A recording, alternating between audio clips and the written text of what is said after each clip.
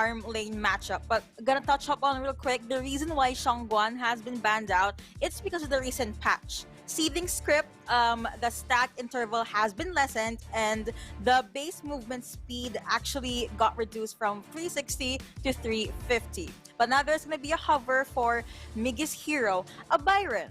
The usual matchup, nothing too different. Oh. Same. Byron versus Elaine.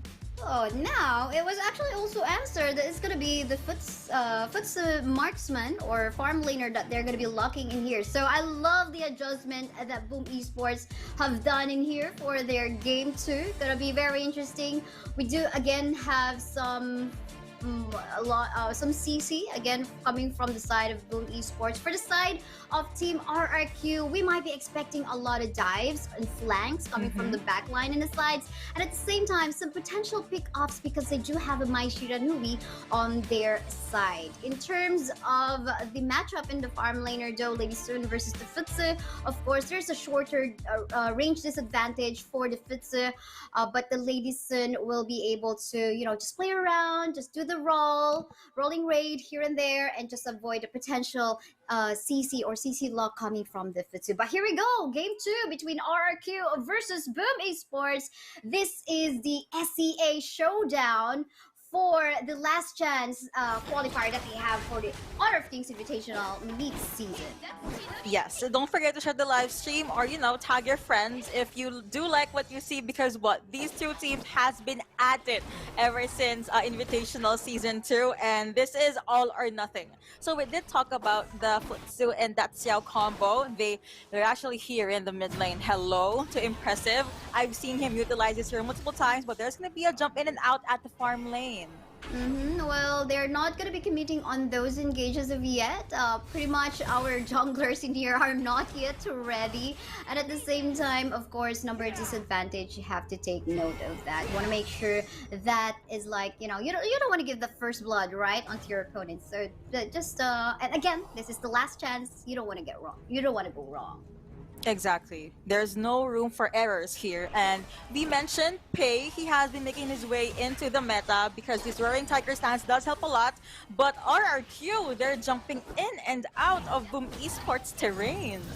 Well, RRQ, they do have that potential. Again, this is a Mai Shiranui, lots of diving potential as well coming from the Jing, so they definitely can do that. And this is what we're talking about. Something that is quite annoying from the Daciao, Sea of Fate. You can definitely just go back onto the base to just regenerate the mana and just annoy your opponent. And okay, I'm gonna go for the last hit kill on him, or no.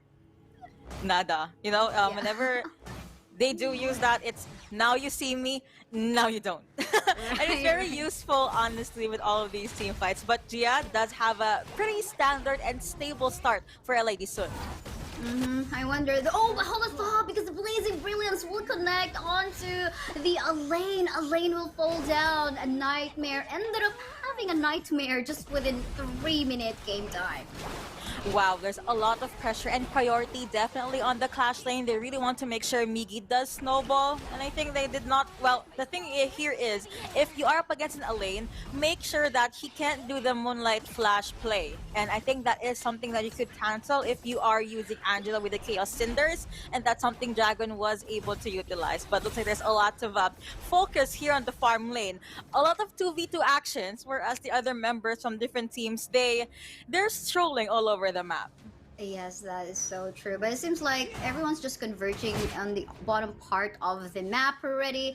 Will there be a potential 4v4? We do still have the 52-second game time to wait for the next objective. So I guess it's now just, making sure it's going to be something that they can play safely. But there we go. We now can see the Eye of the World proclaiming the rest of the members of Boom Esports in here. One will fall down. Gia is, but then again, will there be even more casualties because they are outnumbered in here? They don't want to make a mistake, but then again, Jing will actually go for the mirror domain, trying to go for the target, but damage is not yet enough. But they have to take note, Miggy is also here, and they will fall back. Just one casualty will be enough for the meantime. You mentioned this the moment there is a lock in on the Daciao, because the World Gate, but mid lane there's gonna be a play. That's definitely gonna be a play, but then again, not enough damage as you get coming from 663 on that My Shiradui, and I guess they're pretty much not ready. But for the meantime, we can see this 1v2 tussle ongoing. Oh, look at that! Unfortunately, that intuition did not connect onto Toshi. that Gia, but then again, the rest of the members of RRQ will try to give that backup play for the bottom lane part of the map, and they will get the position on to the Tyrant. I think RRQ does not want to hear my analysis. They just kept on jumping in and out of these lanes. But yeah, I think in the previous fight, Migi, Byron, Force Field Suppression, and Electrified Charge, it helped a lot to sustain and stop RRQ from making anything happen. But farm lane. Oh no, the Dolia has fallen down. Jester F, I think that is a really well played intuition and Sage Might coming from the Futsu, and of course a follow-up damage coming from the rest of the members of Boom Esports. But then again, without Jester F, definitely this Lady Sun Dia cannot actually just overextend on the bottom lane part of the map, but it seems like bye. Gotta be diving onto here. Will there be an ultimate coming in? Mirror Domain it is. Gonna be killing down 2 members from the side of Boom Esports, and that is the payback. They should have expected that, I suppose. Shattered Illusions definitely shattered any plan of Boom Esports to make a play down at the farm lane. You mentioned this mirror domain was used beautifully by Bai, and that is how you use a Jing. And well, Toshi was not able to utilize the hero so much. As you can see, sila some LD being popped just so this Gia can maybe jump in again with the Lady Sun. Already has Ultimate Shell available. Oh, look at that. Elaine did actually cancel the teleport of the Byron from No that teleport. part. Yeah, no teleport for you're not going to be backing up your teammates down bottom part of the map. But it seems like there is a backup incoming from Dragon. Look at the Blazing Brilliance connecting somehow. But then again, this is a very mobile Jing. Had to make use of his Mirror Domain to actually be saved from that potential death from the Angel. I love how he actually, did not overthink about having to use that, but then again, we have a fight ongoing onto the bottom lane part of the map. It is a 3v3 situation in here. Look at that Elaine Death at Sunset being used, but then again, the Futsu will fall down onto the burst damage coming up from 663's Mai Shiranui. We saw the attempt, he showed Ryu Engine, but we also did see the teleport being used by Impressive just to make sure that Toshi is gonna be a-okay, but he did go 6 feet underground because of that. So I think it's safe to say this is the closest early game so far. Oh, you're all alone in there. No one is actually so strong up against 3 members going from Boom Esports. He had to make use of the Mirror Domain. I thought he would be escaping, but he tried to go for a kill. Then again, to Noah Ford. But for the meantime, you can see Death at Sunset being used already. However, one tower will fall down on the bottom part of the map. Hey, will actually kill off the Mai Shiranui. There goes the chain. Nightmare trying to survive. Will be able to get some HP regen to Noah Ford, though, as he will fall down as well. And there goes the potential for a tower push from Boom Esports. 3 words. Leaping Tiger stands. The jungler from Boom Esports made that happen. Migi's life was kinda non-existent, but he made it happen. Except right now, he also got taken down. But hey, that's fight after fight. RRQ, they definitely want to match the aggression that Boom Esports has right now. But looking at the towers, things are pretty even. 1 tower down each team. That's so true, and of course the comeback coming from the Jing killing of the Pei. We have an objective up in here, and of course without AG6 that is not something Boom Esports can do, and thus they go for the pressure up in here to get an even better position on actually potentially securing the Shadow Overlord objective in here, or maybe they could potentially bait the members of Boom Esports, and this is what they're actually doing right now. Angela will fall down, however, onto the hands of that Jing. More members in here from the backline of Boom Esports, though, are actually being targeted. But then again, Gia will fall down, and there goes the rest of the members of RRQ trying to fall back because they don't have their main source of damage. Did you see that? 663 Chohisatsu Shinobi Bachi was used just to cancel the Blazing Brilliance of Dragon. You have the farm laner down, you have the mid laner down. I think that's an even trade because they're damage dealers. They want want to be safe, but no one is really safe if you have a Pei and you have a Jing in Honor of Kings, right? So I really love the adjustment that RRQ did, and it looks like Boom Esports, they're holding on to what they can while making sure that Sochi and Impressive are safe. Hello.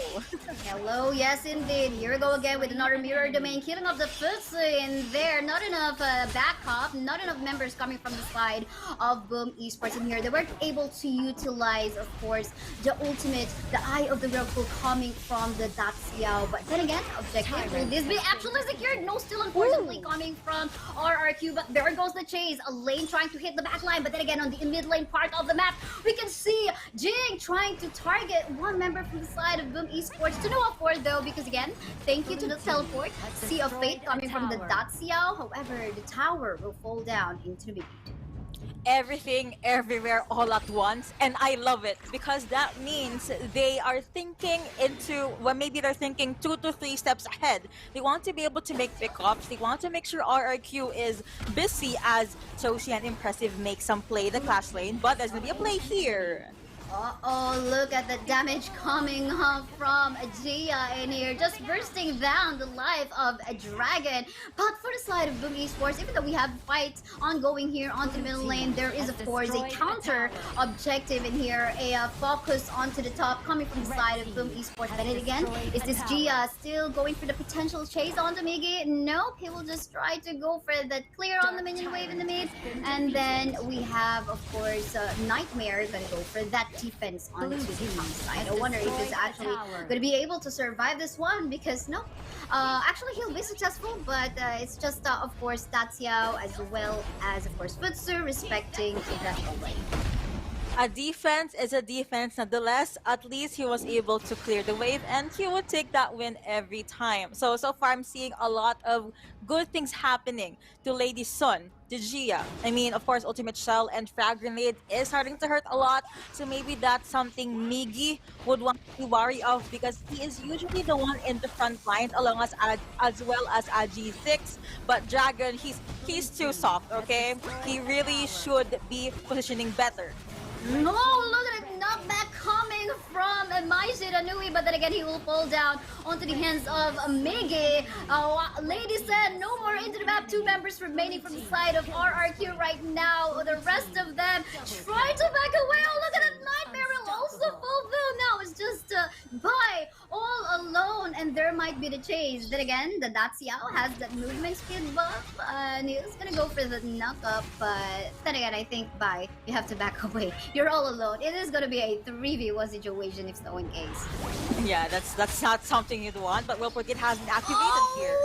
Oh, here we go! As just like what we have mentioned, I thought he would actually be backing away, but he decided to just try to dive in. I think there is a potential tilt happening already at this point in time, 12-minute game time, but this is not a good one. They lost the jungle, they don't have the smite for this vital objective in the game. And another thing, they are really withering down the life of this objective. So it's a lot of things going so well for Boom Esports. The only thing I can see right now is Nightmare. He really has to focus down on Miggy, because what Electrified Charge on a Byron around 13 minutes, it's scary, okay, especially if they do want to focus down on Dahlia. But I do see a lot of priority on Gia and 663, so that's what Boom Esports is doing right now. On top of this Futsu Daxiao combo, just, you know, keep on pushing the towers, keep on making sure that you give space for your teammates. They're hiding in the bush though, don't tell anyone. They do not exist. They're trying to make a surprise attack, possibly. But so far, Boom Esports, I have to say, their team fight is a lot more better this time around. That's so true, but then again, here goes the fight that we are actually expecting. 4v2 situation. We can see the Eye of the Whirlpool already has been used, but Dacia will fall down. But the rest of members of Team Boom Esports actually already in here, dishing a lot of damage. Oh, look at this CC coming from Miggy! Miggy going for the chase, but then again, you're gonna be respecting the tower. You have to wait for the Vanguard to come in, and there goes it. Jester all alone in the game. He is a lone survivor once more. Is this a deja vu? Because this seems like it is. The Blazing Brilliance will connect, and there goes Game 2. Congratulations to Boom Esports winning that round. Another ace. Guys, I mentioned this. Nightmare, he had to focus on Miggy.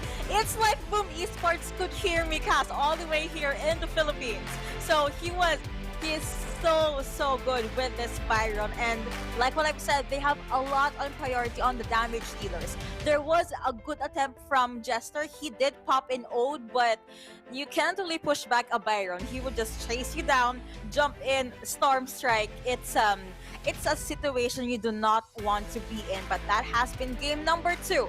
Objective, macro, and micro. I think it really just went well onto Boom Esports. The